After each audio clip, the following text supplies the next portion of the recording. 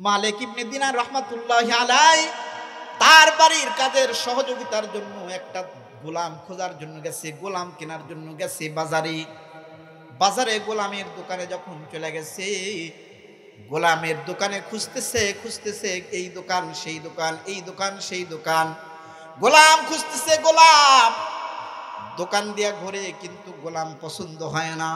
এক দোকানে যায়, দেখে অনেক গোলাম, দেখে ভালো লাগে না, আবার আর এক দোকানে যায়। এইভাবে পরিপূর্ণ বাজারের সব দোকান ঘোরা শেষ।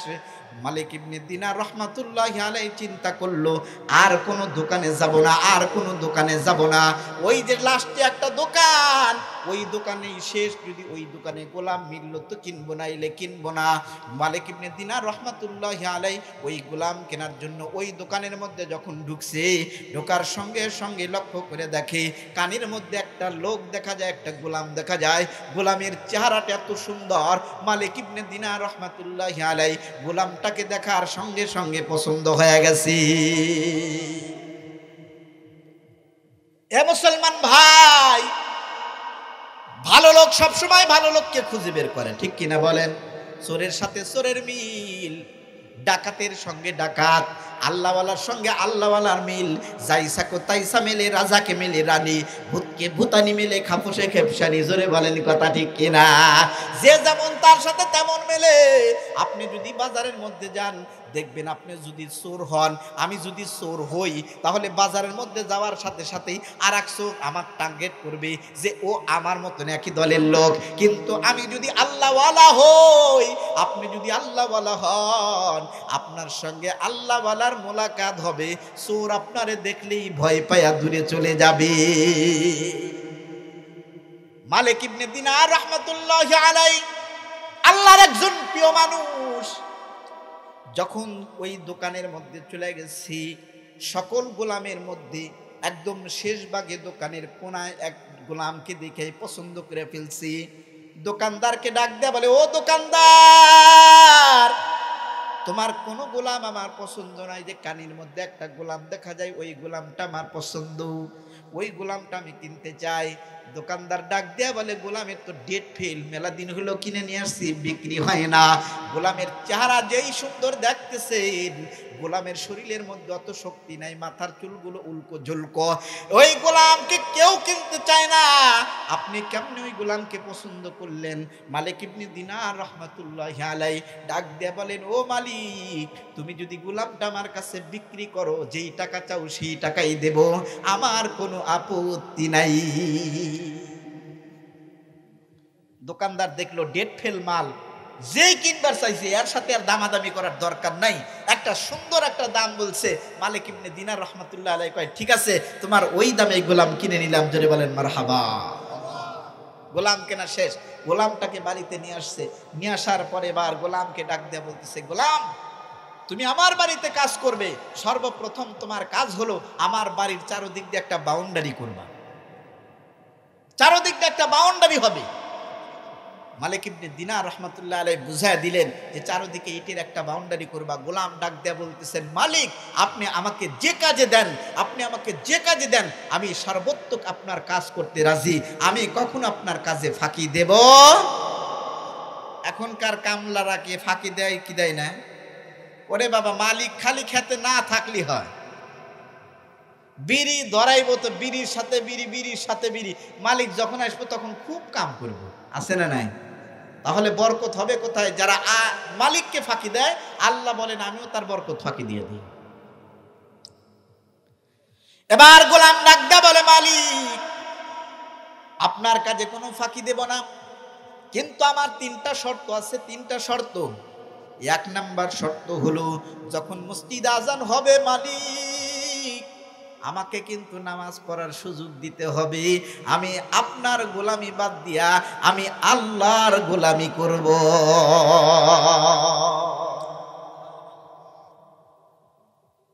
মালিক ইবনে দিনার রাহমাতুল্লাহি আলাইহি ডাক দেয়া বলে, ও গোলাম, তুমি কেন গোলামি করবে না? যেই মালিকের গোলাম আমি নিজেও, তোমাকেও গোলামি করতে হবে। আমার বাড়ি কাজ করলে গোলামি মালিকের করা এটা বাধ্য।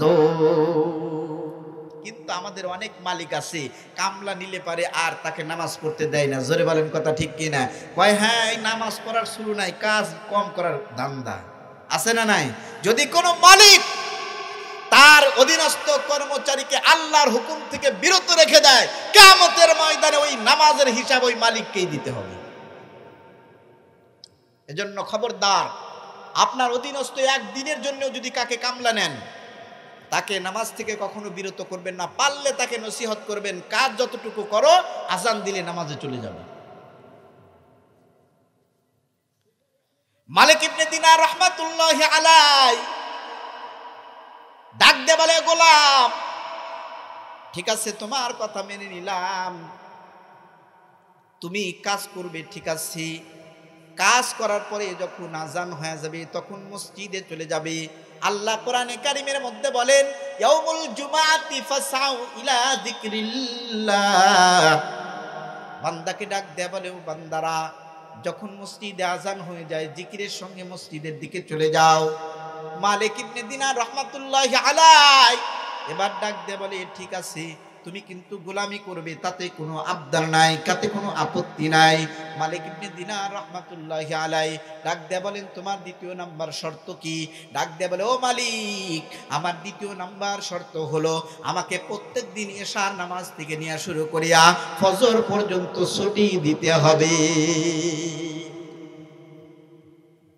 গোলাম ডাক দেয়া বলে, মালিক আমাকে ফজর থেকে নিয়ে শুরু করে এশা পর্যন্ত আমাকে ছুটি দিতে হবে, এশা থেকে ফজর পর্যন্ত ছুটি। এবার মালিক ইবনে দিনার রাহমাতুল্লাহি আলাইহি ডাক দেয়া বলেন, শোনো শোনো, আমি তো গোলাম কিনেছি, আমার রাত্রিবেলাও তো কাজের প্রয়োজন হতে পারে, রাত্রিবেলাও তো আমাকে তোমার প্রয়োজন হতে পারে, তাহলে কেন তুমি আমার এই কাজ করবে না, আমার এই গোলামি তুমি করবে না? ডাক দেয়া বলে, ও মালিক আপনি যদি আমাকে এই রাতের জন্য ছুটি দেন, আপনি যদি আমাকে এই রাতের জন্য যদি ছুটি দেন, তাহলে এই ছুটির বিনিময় আমি আপনাকে প্রত্যেক দিন একটা করে স্বর্ণ মুদ্রা দান করব।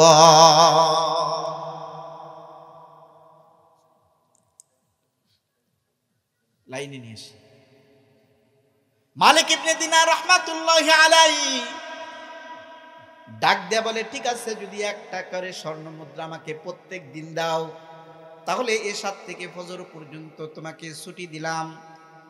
এবার গোলাম ইবাদত বন্দিগি করে আর রাত্রি এশার নামাজের পর কই চলে যায়, ফজরের পরে চলে আসি, আসার পর একটা করে স্বর্ণ মুদ্রা মালিক ইবনে দিনার রাহমাতুল্লাহি আলাইহির হাতে দেয়।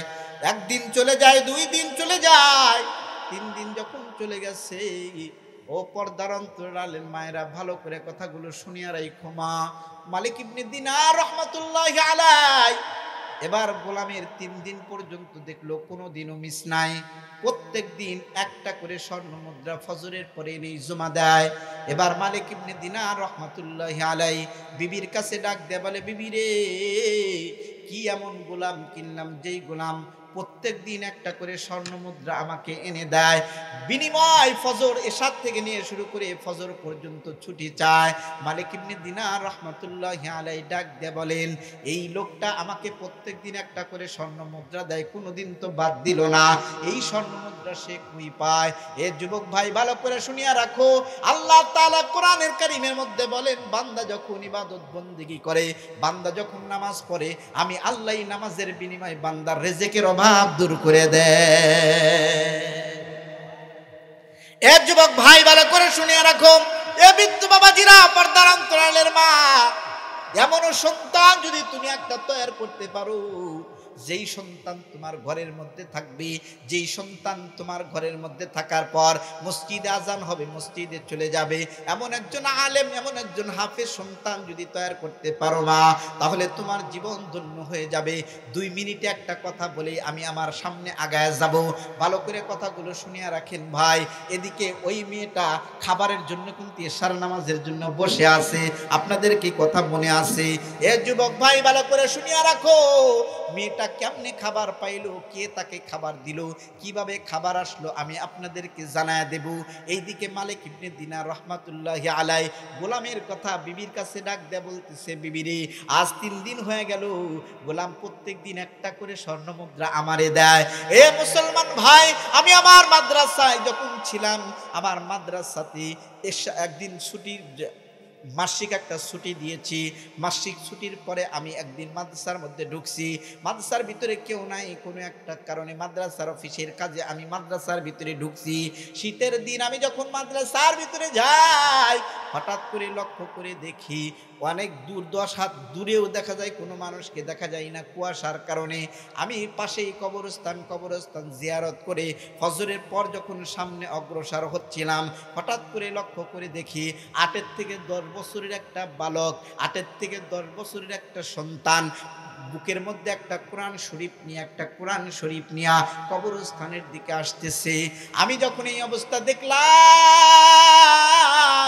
যুবকে ছোট্ট বালকের দিকে লক্ষ্য করে তাকায় দেখি বালকটার শরীরের মধ্যে ভরপুর কোনো কাপড় নাই, শরীরটাকে কাঁপতেছে শীতের কারণে, কিন্তু বুকের মধ্যে কোরআন নিয়ে কবরস্থানের দিকে যাই। বালককে আমি ডাক দিয়ে বললাম, বাবা তোমার বাড়ি কোথায়? ডাক দিয়ে বলে, হুজুর আপনি যেই গ্রামে মাঠের নামাজ পড়ান ওই গ্রামেই আমার বাড়ি। আমি ডাক দিয়ে বললাম, বাবা রে, তুমি এত সকালবেলা এই কবরস্থানে কেন কোরআন শরীফ নিয়ে এদিকে আসতেছো? মাদ্রাসা কি ছুটি হয়েছে নি? ডাক দিয়ে বলে, হুজুর গতকাল আমার মাদ্রাসার মাহফিল হয়েছে, আর ওই মাহফিলের মধ্যে আমি পাগড়ি পেয়েছি, আমি মাথায় পাগড়ি পরেছি। হুজুর আমি হাফিজে কোরআন হয়েছি। আমি হাফিজে কোরআন হওয়ার পর আমার মায়ের ওয়াদা ছিল আমাকে হাফিজে কোরআন বানাবে, আমাকে হাফিজে কোরআন বানাবে, আমাকে হাফিজে কোরআন বানাবে। আমার মায়ের ওয়াদা আমি পূরণ করেছি।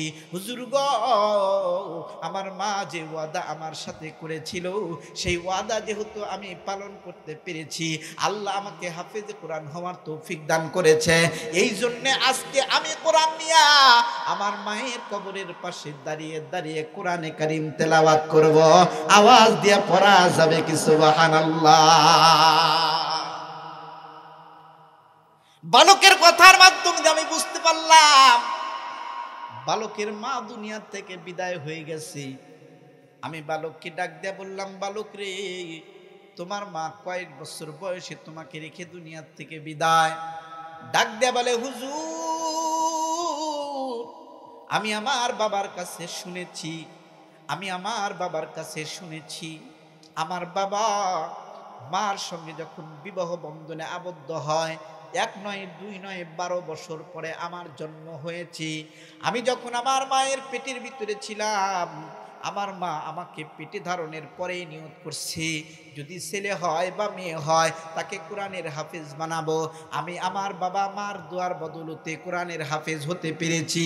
হুজুর আমার মা যখন দুনিয়াতে আমাকে জন্ম দান করেন, আমাকে দুনিয়াতে যখন নিয়ে আসেন, আমার মা জন্ম দেওয়ার কিছুদিন পরেই দুনিয়া থেকে বিদায় হয়ে যায়। আমি যখন ছোট ছিলাম, আমার বাবা বড় কষ্ট করে আমারে মানুষ করেছে। হুজুর আমারে মাদ্রাসা দিয়েছে। আমার বাবা আর কোনো দ্বিতীয় বিবাহ করে নাই, কারণ একটাই, যদি অন্য কোনো মহিলাকে বিয়ে করে আর সে এসে যদি আমাকে কষ্ট দেয়, এই কষ্ট যাতে না দিতে পারে এজন্য আমার বাবা সে নিজেই মায়ের মতন হয়ে গেছে আমার জন্য, নিজেই আমার জন্য বাবার মতো হয়ে গেছে। আমারে শুধু মহব্বত করে তাই নয়, বরং আমাকে মা বাবার আদর দিয়া আমার বাবাই আমাকে বড় করেছে।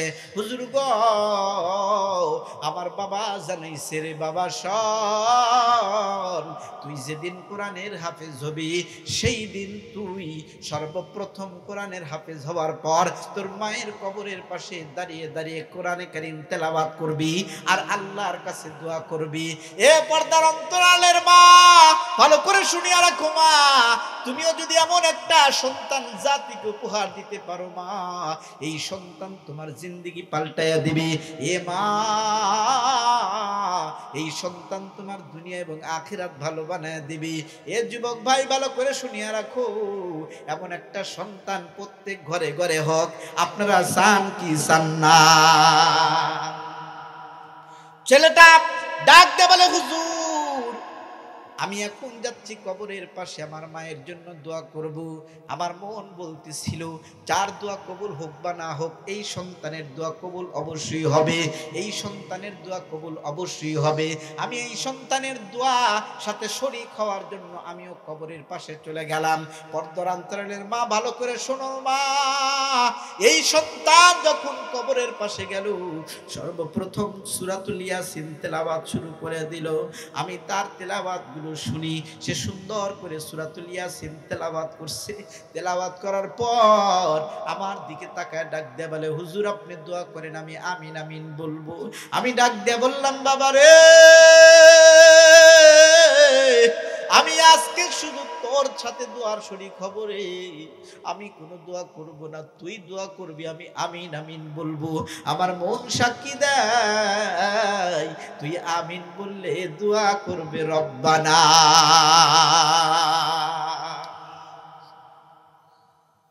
সন্তান সর্বপ্রথম ডাক দিয়ে বলতেছে, হুজুর আমি আমার মায়ের কি উপহার দেব, আমার মাকে তো দেওয়ার মতন কিছু নাই। আমি ডাক দিয়া বললাম, বাবা রে, তুই যদি দুইটা হাত আসমানের দিকে উঠাইয়া মালিকের কাছে বলস, রব্বির হামহুমা কামা রব্বায়ানি সগীরা। সন্তান শুনে রাখ, এই দোয়া করার বদলতে আল্লাহ তোর মায়ের কবরটা জান্নাত বানায়া দিবি।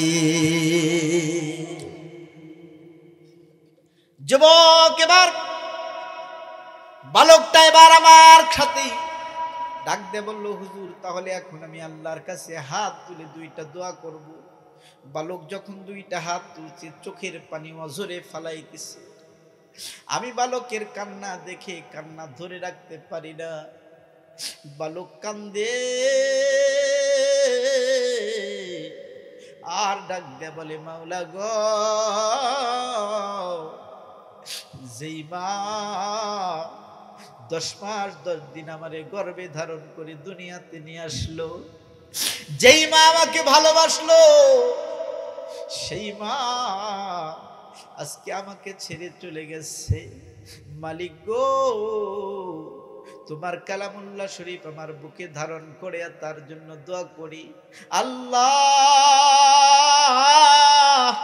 মেহেরবানি করিয়া তুমি আমার মায়ের কবরটা জান্নাতের বাগান বানায়া দাও।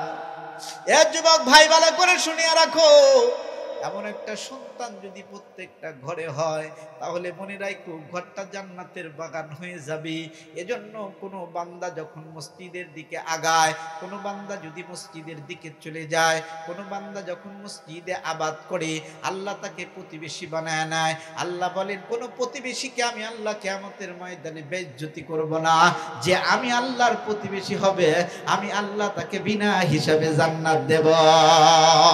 এ যুবক ভাই ভালো করে শুনিয়া রাখো, এবার এই ছোট্ট মেয়েটা নামাজের কাতারে দাঁড়ায়া ডাক দিয়ে বলতেছে, আব্বা চিন্তা করেন না, অচিরেই আসমান থেকে খাবার আসবে।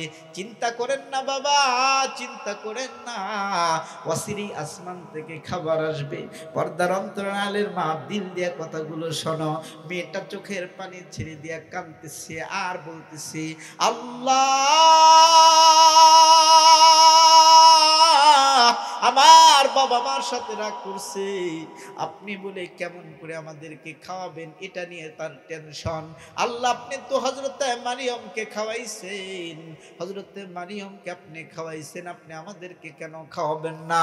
মেয়েটা যখন সুন্দর করে ইশার নামাজটা আদায় করে মালিকের দরবারে দুইটা হাত তুলছে, সঙ্গে সঙ্গে দোয়া কবুল করেছে রব্বানা। এমন সময় হঠাৎ করে দরজার সামনে কে যেন আওয়াজ দেয় আর ডেকে ডেকে বলে, বাড়িওয়ালা ও শোনো, তোমাদের জন্য খাবারের আয়োজন কমতি হবে না। দরজা খুলে দিয়েছে, ঘরের দরজা। দরজা খোলার সঙ্গে সঙ্গে হঠাৎ করে দেখি এত সুন্দর একটা ঝুড়ির মধ্যে ফল ফুলাদি সহ অনেক রকমের খাবার, কে দিল কেউ নাই। আল্লাহ বলেন বান্দা আমি যদি কাউকে রিজিক দেই, আল্লাহু ইয়ারযুকু মান ইয়াশাউ বিগাইরি হিসাব।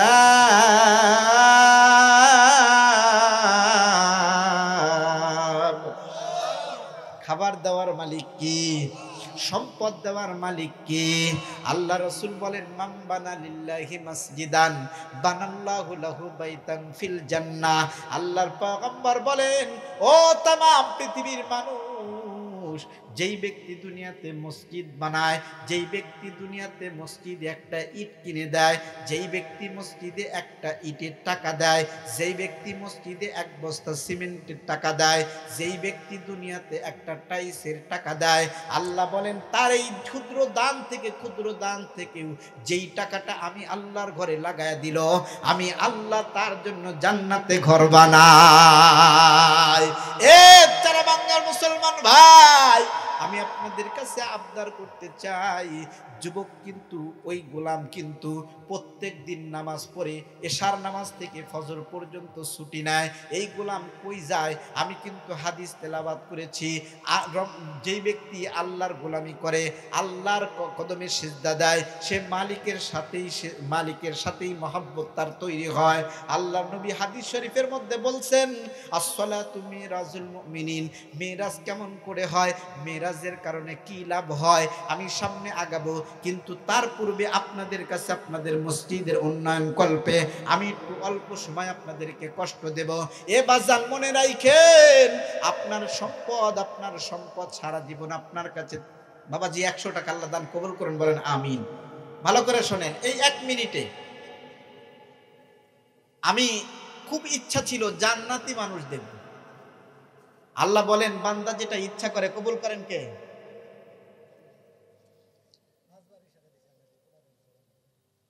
আরে বোঝেনি, ও ঘুমাইতেছে, এজন্য ও ইশারা বোঝেনি। আল্লাহ নাম সম্পর্কে তুমি ভালো জানো। 500 টাকা দান করছে, দান কবুল করে, বলেন আমিন। আমি আগেই বলছি আসলে নামের বড়াইদা কি হবে, নামের বড়াইদা কি হবে, সব দেখেন কে? আল্লাহ। বাবাজি যে কথাটা বলতেছিলাম, আমার মনে খুব ইচ্ছা ছিল একটা জান্নাতি মানুষ দেখবো। আসলে জান্নাতি মানুষ কেমন দেখা যায়, আল্লাহর কাছে চাইছিলাম, মন থেকে চাইছিলাম। এখন বলতে পারেন হুজুর এই কথা আপনি এখানে বলতেছেন কেন? সে আমাকে 2টা নসিহত করছে এবং বলছে আমার ভাইদের কাছে কথাটা পৌঁছায় দিয়ে। আমি সেই সুবাদে কথাটা আপনাদের কাছে বলছি। আমি গত রাত্রিতে সিরাজগঞ্জে প্রোগ্রাম করছি, সেখানে এই কথাটা বলছি। এই কারণে বলছি যে তার নসিহত আপনাদের কাছে পৌঁছায় দেওয়ার জন্য, যেহেতু আমাকে সে দায়িত্ব দিছে, এজন্য আমি পৌঁছায় দিচ্ছি। আমি জান্নাতি মানুষ দেখার জন্য খুব আমল করতেছিলাম, দেখতে পাইতেছিলাম না। 1 দিন 2 দিন 3 দিন পার হয়ে যায়, কিন্তু দেখতে পারি না। একদিন তাহাজ্জুদের সময় খুব কান্নাকাটি করলাম, আল্লাহ আমার এই আশা কি পূরণ করবা না? আমি একটু দেখতে চাই আসলে জান্নাতে মানুষ কেমন হয়, কেমন হবে, আমি একটু দেখতে চাই। 4র্থ দিন রাত্রিবেলা আমি এশার নামাজের পর দোয়া দরুদ পড়ে ঘুমায় গেছি পবিত্র একটা বিছানায়। কেউ যদি নেক নিয়তে কোনো কাজ করে, আশা পূরণ করেন কে? আল্লাহ পূরণ করেন। ভালো করে একটু মনোযোগ দিয়ে শোনেন ভাই, কেউ ডিস্টার্ব করবেন। এই যা দেওয়ার পরে একদম কথা হবে না, চুপ নীরব নিস্তব্ধভাবে আমার কথাটা একটু মনোযোগ সহকারে শোনেন। যদি কোনো ব্যক্তি নেক নিয়তে আল্লাহর কাছে কিছু চায়, আল্লাহ বলেন বান্দার এই নিয়াতের উপরে আমি বান্দাকে দান করে দেই। সকলে বলে আল্লাহুম্মা আমিন। আমি খুব মনে আশা নিয়া আমি একটু চিন্তা করছি জান্নাতে একটা মানুষ দেখবো, একটু দেখতে কেমন লাগে একটু দেখবো। 4র্থ দিন যখন আমল করতেছিলাম, ঘুমানোর সময় কালেমা পড়তেছি, আল্লাহ ব্যবস্থা করে দাও। কখন ঘুমায় গেছি জানি না, ঘুমের মধ্যে স্বপ্নে দেখতেছি একজন এসে আমাকে বলতেছে, হুজুর অমুক ব্যক্তির লাশ আজকে উঠানো হবে। সত্য কথা বলতেছি, আল্লাহকে সাক্ষী রেখে বলতেছি, মিথ্যা কথা নয়। আমি কথাটা বলতে চাইতেছিলাম না, আমি এক কথাই বলছি, তার 2টা নসিহত আপনাদের কাছে পৌঁছায় দেব। আমি বলতেছিলাম যে কার লাশ? বলে হুজুর আপনার কাছে যে মাঝে মাঝে আসতো তার লাশ আজকে উঠানো হবে। আমি মনে মনে চিন্তা করলাম, বেচারা তো মারাই গেছে, দেখি তার লাশটা একটু দেখে আসি। আমি স্বপ্নের মধ্যে ঘুরতেছিলাম, ঘুরতে ঘুরতে একটা পথ দিয়ে চলতেছি, পথের দুই ধারে এত সুন্দর সবুজ গাছ, আমি অত সুন্দর গাছ মনে হয় আর কোথাও দেখিনি। আমি চলে গেলাম তার বাড়িতে, যাওয়ার পরেই দেখি একদল লোক তার লাশ উঠাইতেছে, আর একদল লোক একটা প্যান্ডেল বানাইছে, এরকম একটা প্যান্ডেল বানাইছে। স্বপ্নের মধ্যেই হঠাৎ করে কেউ আমাকে বলল যে ওই লোকটা এসে বসে গেছে, এরকম একটা প্যান্ডেলের মধ্যে এসে বসে গেছে, নামাজের সূরাতে বসে আছে। আল্লাহু আকবার। তার চেহারার এত সুন্দর, মনে হচ্ছিল আকাশের চাঁদও তার কাছে পারবে না, এত সুন্দর চেহারা।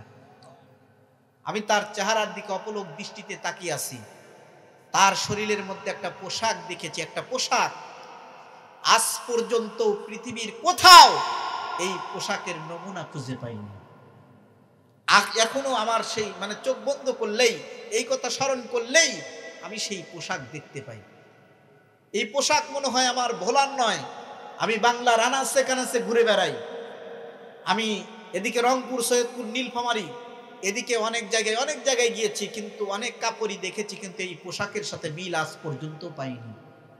আমি দেখলাম, আমি তাকে জিজ্ঞাসা করলাম, আল্লাহ আপনাকে কেমন রেখেছে? সে আমাকে উত্তর দিল, আমার চেহারা এবং পোশাক দেখে বুঝতে পারতেছেন না আল্লাহ আমাকে কেমন রেখেছে? আমি তখন বুঝলাম আল্লাহর বান্দাকে আল্লাহ অত্যন্ত নিয়ামত এবং ভরপুর করে রেখেছে। আমি তখন তাকে বললাম যে আপনি আমার জন্য দোয়া করবেন। সে তখন আমাকে বলতেছে যে 2টা কাজ বেশি করবেন। কয়টা কাজ? 2টা কাজ। ভালো করে শোনেন, আমি এই কথাটাই আপনাদের বলতে চাই। 2টা কাজ। ওই বান্দা আমাকে বলছে যে হুজুর 2টা কাজ বেশি করবেন। 1 নাম্বার কাজ, যখন আজান হয়ে যাবে নামাজের জন্য নিজেকে তৈয়ার করে নেবেন, নামাজ পড়বেন। যখন আজান হয়ে যাবে আর দুনিয়ার কোনো জিনিসের প্রতি খেয়াল করবেন না। আল্লাহর কসম করে বলি, যারা নিজেকে নামাজের জন্য তৈয়ার করে আল্লাহ তাকে জান্নাতের জন্য তৈয়ার করে নেয়। এ বাবাজি, এই দুনিয়া কয়দিন থাকবেন বলেন তো একটা?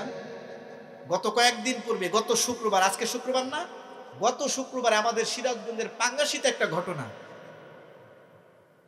এক লোক মাওলানা আবুল কালাম, সেখানকার এক বড় মাদ্রাসার নায়েবে মুহতামিম, তার একমাত্র সন্তান, অর্থাৎ 2টা পক্ষ, 2টা স্ত্রীর, প্রথম স্ত্রীর একমাত্র সন্তান, ছেলেটার নাম হুজাইফা।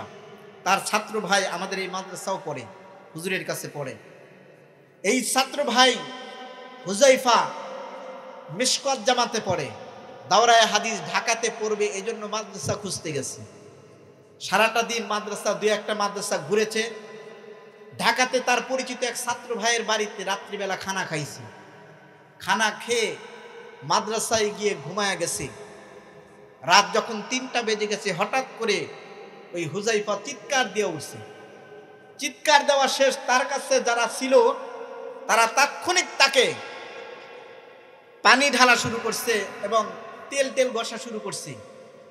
সকলের কাছ থেকে শোনা বলতেছে, হুজুর আমরা যখন তারকে দেখলাম এই চিৎকারের পরে তার শরীরের মধ্যে মনে হয় আর জান নাই, আমরা বুঝতে পারতেছি। কান্নাকাটি শুরু করে দিলাম। আশেপাশের মানুষজন আসলো, তাকে তাৎক্ষণিকভাবে ঢাকার এক হসপিটালে নিয়ে গেল। ডাক্তাররা ঘোষণা করলো সে মারা গেছে। কি মনে করেন এই জিন্দেগি কতক্ষণের জিন্দেগি? কতক্ষণের জিন্দেগি? আপনি আজকে যার জন্য বাঁশ কেটে এসেছেন, হয়তো হতে পারে সেই শোপের একটা বাস আগামীকাল আপনার জন্য বরাদ্দ হয়ে গেছে। আপনি ভাইঘাট বাজার থেকে ঘুরে এসেছেন, আপনার জন্য হয়তো কোনো দোকানে কাফনের কাফন রেডি হয়ে গেছে। কয়দিন আপনার হায়াত? কয়দিন আপনার হায়াত? কত মানুষকে দেখি মুহূর্তের মধ্যে মরণের খবর, আছে না নাই? আছে। জামালপুরে একটা প্রোগ্রামে মাহফিল চলতেইছে, দোয়া শেষ, মাহফিলের কিনারার থেকে, তাবুর কিনারার থেকে খবর আসলে একজন ব্যক্তি দাঁড়াইছে, ঠাসা পড়ে মারা গেছে। ভাই মরণের তো সময় নাই, কোন সময় মরণ কাকে কি ধরে বলার কোনো সাধ্য নাই। ভাই আসার একটা সিরিয়াল আছে, বড় ভাই তারপরে আসে ছোট ভাই, কিন্তু যাওয়ার সময় কোনো সিরিয়াল বাবাকে রেখে মা চলে যায়, মাকে রেখে বাবা চলে যায়, ছোট ভাইকে রেখে বড় ভাই চলে যায়, বড় ভাইকে রেখে ছোট ভাই চলে যায়। কোনো সিরিয়াল নেই, কোন সময় কার মউত আসবে কেউ বলতে পারবে না। সে আমাকে বলল আমার ভাইদের কাছে বলে দিবেন, সে আমাকে কোনো নির্দিষ্ট লোক বলে নাই, এই জন্য আমি আপনাদের কাছে বললাম। কেননা আল্লাহ রাসূল বলেন প্রত্যেক মুসলমান এক মুসলমান আরেকজনের ভাই। তাহলে সে যখন বলছে আমার ভাইয়ের কাছে বলে দিয়ে, তার মানে সমস্ত মুসলমানের কাছে বলতে বলছে। এই জন্য ভাই আমি আপনাদের কাছে বললাম, যে ব্যক্তি নামাজের জন্য নিজেকে তৈয়ার করবে, আল্লাহ বলেন ওই নামাজের তৈয়ারি তার রিজিক বৃদ্ধি করে দেবে। সকলে বলে আল্লাহুম্মা আমিন। 2 নাম্বার, সে আমাকে নসিহত করছে যে সাধ্য অনুযায়ী দান করা। সাধ্য অনুযায়ী দান করা। যে ব্যক্তি সাধ্য অনুযায়ী যখন আপনার কাছে কোনো সায়েল চেয়েছে, কোনো ভিখারি চেয়েছে, কোনো জায়গা থেকে দান চেয়েছে, আপনি যতটুকু পারেন তাকে দিয়ে দিবেন। যদি কিঞ্চিত হয়, হয়তো হতে পারে এই দানটা কিয়ামতের ময়দানে নাজাতের জরিয়া। ভাই যেদিন বাবা তার মায়ের খবর নেবে না, বাবা তার সন্তানের খবর নেবে না, ইয়াউমা ইয়াফিরুল মারউ মিন আখি ওয়া উম্মিহি ওয়া আবি, সেই কঠিন ময়দানে তো কেউ কারো খবর নেবে না। তাহলে আমার দান যদি আমাকে জান্নাতে পৌঁছায়, দান করা দরকার আছে না নাই? আমি আপনাদের কাছ থেকে অনেকের কাছ থেকে হয়তো দান চেয়ে নিলাম, খোদার কসম করে বলি এগুলা সব আল্লাহর ব্যাংকে চলে গেছে। আল্লাহর রাহে দান করেছেন, এই দানের ফলাফল আল্লাহ অবশ্যই দান করবে। আল্লাহ রাসূল বলেন যেই ব্যক্তি দান করে তার কয়েকটা জিনিস বৃদ্ধি হয়। প্রথম নাম্বার বৃদ্ধি হলো সে যখন টাকা দান করে তার টাকার মধ্যে বৃদ্ধি হয়। সম্পদ দান করে সম্পদ বৃদ্ধি হয়। সে যখন আল্লাহকে ইচ্ছা করে আল্লাহর সাথে এই টাকার ব্যবসা করে, দানের ব্যবসা করে, আল্লাহ বলেন ওই মাল আমি একের পর এক বাড়াইতে বাড়াইতে বাড়াইতে উহুদ পাহাড় করে দেই। কিয়ামতের ময়দানে উহুদ পাহাড় সব বান্দার আমলনামায় দান করে দেয়। সে তখন আমাকে ইশারা করে বলছে হুজুর সাধ্য অনুযায়ী দান করবেন, আমার ভাইদেরকে বলে দিবেন। খোদার কসম করে বলি যদি কোনো বান্দা এই 2টা জিনিস ঠিক রাখে, সঠিক অনুযায়ী নামাজ পড়ে, সঠিক পন্থায় তার জীবন চালায়, আর যদি হালাল পন্থা থেকে আল্লাহর রাস্তায় দান করে, আল্লাহ রাসূল বলেন ওই ব্যক্তি যখন মারা যাবে দুনিয়ার সবাই তার কবর দেখবে মাটি, কিন্তু আল্লাহ বলেন ওই বান্দার কবরটা জান্নাতের বাগান বানায় দেবে। আল্লাহ আমাদেরকে দান করার তৌফিক দান করুক, আমাদেরকে মসজিদের সাথে সম্পর্ক রাখার তৌফিক দান করুক। সকলে আল্লাহুম্মা আমিন।